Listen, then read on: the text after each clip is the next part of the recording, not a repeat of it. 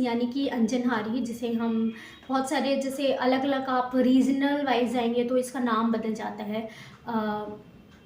तो जनरली मैंने देखा है अंजनहारी जो है, या फिर बहुत से लोग बोलते हैं आँख आ गई, इस तरीके के जो नॉर्मल अगर हम देखें डिफरेंट डिफरेंट रीजन में अलग अलग नाम से इसे जानते हैं। अगर मेडिकल टर्म में गए स्टाइस कहते हैं, स्टाई कह सकते हैं, ये इसका नाम होता है। स्टे भी कहते हैं कुछ लोग, तो टर्मिनोलॉजी डिफरेंस हो सकती है, but this is the condition stye या आँख आ जाना या फिर अंजनहारी। तो ये क्या होता है, ये कंडीशन होती है कि आँख जो हमारी पलक होती है, पलक के ऊपर एक छोटा सा पिंपल आप समझ सकते हैं, लंप जैसा, जैसे आपको एक्ने हो जाता है, पिंपल हो जाता है, तो वो छोटा सा क्या होता है, एक लंप जैसा, फुंसी जैसा आपका दिखता है। तो वो अगर आईलिड्स हमारी जो होती हैं आईलिड्स, उनकी पलकों के जो बिल्कुल किनारे हैं वहाँ पर हो जाता है, तो इसे हम कहते हैं कंडीशन को स्टाइस मेडिकल टर्मिनोलॉजी में। और इस कंडीशंस में क्या होता है, बहुत ही पेनफुल कंडीशन होती है, तो स्पेशली आइज़ पे होती है तो थोड़ी कंसर्निंग हो जाती है। वैसे कुछ टाइम में अपने आप ठीक भी हो जाती है, बट अगर रिपीटेडली हो रही है या फिर एक्यूट कंडीशन बहुत ज़्यादा पेनफुल होती है तो ऑब्वियसली आपको ट्रीटमेंट लेना चाहिए। और अगर आपको रिपीटेडली हो रही है तो भी लेना है, और अगर एक्यूट हो गया है तो भी लेना है, क्योंकि इन्फेक्शन अंदर जाता है। तो अगर आप ट्रीटमेंट नहीं लेते, ट्रीटमेंट की ज़रूरत है, अगर आपको कोई दिक्कत, ये मेडिकल कंसर्निंग है जो ट्रीटमेंट की ज़रूरत है। तो अगर डिफरेंस आप गूगल पे भी सर्च करेंगे तो आपको देखो एंटीबायोटिक्स का ट्रीटमेंट कुछ कर लेते हैं, या फिर देखेंगे तो अपने आप ही उसमें लिखेगा कि आप हाइजीन्स का ध्यान रखें, या फिर कुछ मतलब थोड़े दिन में अपने आप ये रिजॉल्व हो जाती है। बट बात करें होम्योपैथी की, तो homeopathy is a wonderful pathy. ऐसी ऐसी बीमारियों का इलाज है जहाँ आप सोचते हैं कि अपने आप ठीक हो जाएगी, या फिर हम उसको एक लॉन्ग टाइम में हम ट्रीटमेंट की ज़रूरत नहीं है, या हमें रिपीटेडली हो रही है तो चलो इसे इग्नोर कर दिया, अपने आप होती है, ठीक हो जाती है। तो वहाँ होम्योपैथी इन चीज़ों को जड़ से ख़त्म भी करती है, और साथ के साथ अगर बहुत ज़्यादा होती है तो उनको भी ठीक करती है, एक्यूट कंडीशन में भी आराम मिलती है। तो आज इसी रिगार्डिंग हम बात करेंगे। मैं doctor Harshika, and this is my channel doctor Harshika homeo talk, जहाँ हम बात करते हैं होम्योपैथी से रिलेटेड।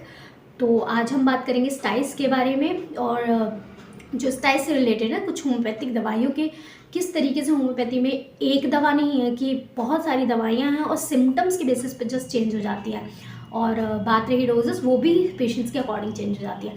तो चलिए जानते हैं, ये आपके लिए जानकारी वीडियो रहेगी ऑन द स्टाइस। स्टाइस क्या है, एक तरह का आप समझ सकते हैं आपकी जो painful lump on your eyelids, एक पेनफुल बॉयल या लंप आपकी आईलिड्स पे होता है, ठीक है, पिंपल्स जैसा होता है वो आपकी आईलिड्स पे होगा। तो अब क्या होता है कि जो आईलिड्स पे होता है, ये क्यों होता है, क्या वहाँ पर छोटी छोटी ना ऑयल ग्लैंड्स होती हैं, छोटे छोटे ऑयल डक्ट्स होती हैं। तो जब वो ब्लॉक हो जाते हैं, किसी भी, अगर आप अपनी आईलिड्स को अच्छे से नहीं धोते हैं, या फिर बहुत ज़्यादा तला चिकना भोजन करते हैं, या फिर बहुत ज़्यादा ऐसा काम है, डस्ट एक्सपोजर बहुत ज़्यादा है, या बहुत ज़्यादा गर्म, मैंने कहा ना गर्म चीज़ें खाते हैं, या फिर तला भुना चीज़ें खाते हैं, पेट खराब रहता है आपका, तो वहाँ जनरली उन पेशेंट्स में देखा जाता है, कुछ लोगों का जेनेटिक भी देखा जाता है कि भाई मेरे पेरेंट्स को भी बहुत होती थी, मुझे भी होती है। तो मैंने ऐसा देखा है, बहुत से पेशेंट्स ऐसे भी आते हैं, साथ के साथ तेल चिकनाई वाली चीज़ें जो हैं वो खाने से, और कई लोगों को गर्मी में बहुत ज़्यादा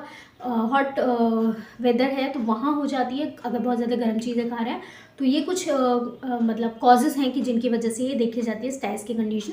मेनली जो होती है, जो हमारी ऑयल डक्ट्स होती हैं इन द आईलिड्स में, बहुत छोटी छोटी डक्ट्स होती हैं। अगर आप इसका फिगर देखेंगे तो इसमें ब्लॉकेज हो जाता है, ब्लॉक हो जाती है, तो वहाँ पर उस ब्लॉकेज में कहीं ना कहीं बैक्टीरियल इन्फेक्शन हो जाने के कारण वहाँ पे बैक्टीरियाज ग्रो करते हैं, और वो ब्लॉक हो जाने के बाद वहाँ पे इन्फेक्शन होता है। तो वहाँ पर ये स्वेलिंग जैसा लम्प दिखेगा, वहाँ इन्फ्लेमेशन होगा, इन्फ्लेमेशन के साथ वहाँ धीरे धीरे उसमें पस फॉर्मेशन भी हो सकता है। पहले इन्फ्लेमेशन होता है, फिर पस फॉर्मेशन होता है, बहुत ज़्यादा पेनफुल कंडीशन होती है, तो इसका ट्रीटमेंट ज़रूरी है। तो इस तरीके से हम समझ सकते हैं स्टाइस ये जो है हमारी मेडिकल कंडीशन है। अब बात रही ट्रीटमेंट की बात, ट्रीटमेंट इसमें बहुत सारी दवाइयाँ हैं। तो अगर पहली दवा की बात करूँ, सबसे बेस्ट दवा है स्टेफिसगेरिया। बहुत सारी दवाइयों के साथ साथ ये तो स्पेशली हम जो है, अगर जैसे स्टाइस की कंडीशन आती है तो दिमाग में हमारी मेडिसिन ज़रूर आती है। स्टेफिसगेरिया जो है एक बहुत अच्छी दवा है स्टाइस के लिए।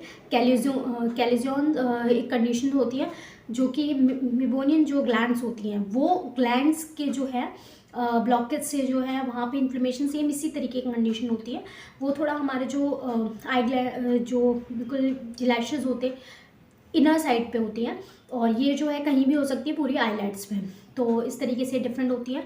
तो सारी कंडीशन में आइज़ की जो आयराइटिस, मतलब अगर इन्फ्लेमेशन हो जाता है आँख का अंदर की जो मस्कुलर लेयर है, आइरिस लेयर है, वहाँ पर अगर इन्फ्लेमेशन, सूजन हो जाते हैं, आँख लाल हो जाती है, आँख में कोई इन्फेक्शन हो जाता है, कंजक्टिवाइटिस की कंडीशंस में, या ऑप्थेल्मिया न्यूनेट्रम, मतलब जो छोटे बच्चे होते हैं उनको आइज़ का इन्फेक्शन होता है आइज़ आँखों में, जैसे ड्यूरिंग आफ्टर द बर्थ जो है के बाद कोई भी इन्फेक्शन की जो है उनकी आइज़ में इन्फेक्शन बच्चे के देखा जाता है, तो ऑप्थेल्मिया न्यूनेट्रम जिस कंडीशन को कहते हैं, तो वहाँ पर भी ये इफेक्टिव होती है। तो एक बहुत अच्छी मेडिसिन है स्टाइस के लिए, स्टेफिस्केरिया। बात रही पोटेंसी की, 30-200 दोनों ही इफेक्टिव है। 1 mg कुछ जो डॉक्टर्स होते हैं तो पूरा जो इनका डोजेस का होता है स्पेशली डॉक्टर ही डिसाइड करते हैं। 30 या 200 है तो कंडीशन देख के पता चलता है, सिम्टम देख के पता चलता है, तब उनकी पोटेंसी या डोजेस और रिपीटेशन कितना करना उस हिसाब से डिसाइड होता है। पेशेंट्स का डॉक्टर का जो है चयन करते हैं कि किस पेशेंट को बेस्ट पोटेंसी कौन सी रहेगी, 30-200 या 1 m, और रिपीटेशन कितना देंगे कि कितने दिन में फटाक से ये जो है आपकी दिक्कत ठीक हो जाए, या फिर क्रोनिक है बार बार हो रही है तो वो भी रिकरेंसी बेस की ठीक हो जाए। तो ये बहुत इंपॉर्टेंट होता है। Dose will decide by your doctor, 30 is the safest potency. बात रही है सेकेंड मेडिसिन की, बात करें तो पल्सीटिला एक बहुत अच्छी मेडिसिन है।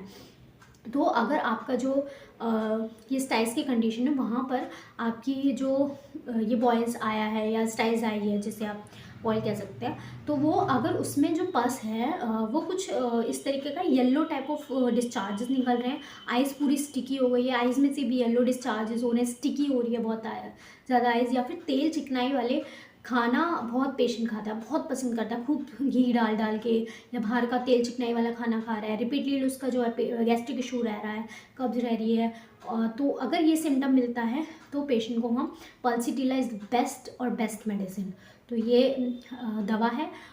पोटेंसी बात करूँ, हायर पोटेंसी मेरे हिसाब से ज़्यादा इफेक्टिव रहती हैं, बट एज अ पेशेंट कभी भी हायर पोटेंसी आपको बिल्कुल भी नहीं लेनी चाहिए, क्योंकि अगर देयर में भी एज अ पेशेंट्स की हम कॉन्स्टिट्यूशन देखते हैं तो वहाँ सूटेबली देखते हैं या एज देखते हैं, तो विदाउट एनी साइड इफ़ेक्ट अगर मेडिसिन के लिए ऑब्वियसली एक डॉक्टर आपका डिसाइड करते हैं कि हाँ ये पोटेंसी आपको बेस्ट सूट करेगी।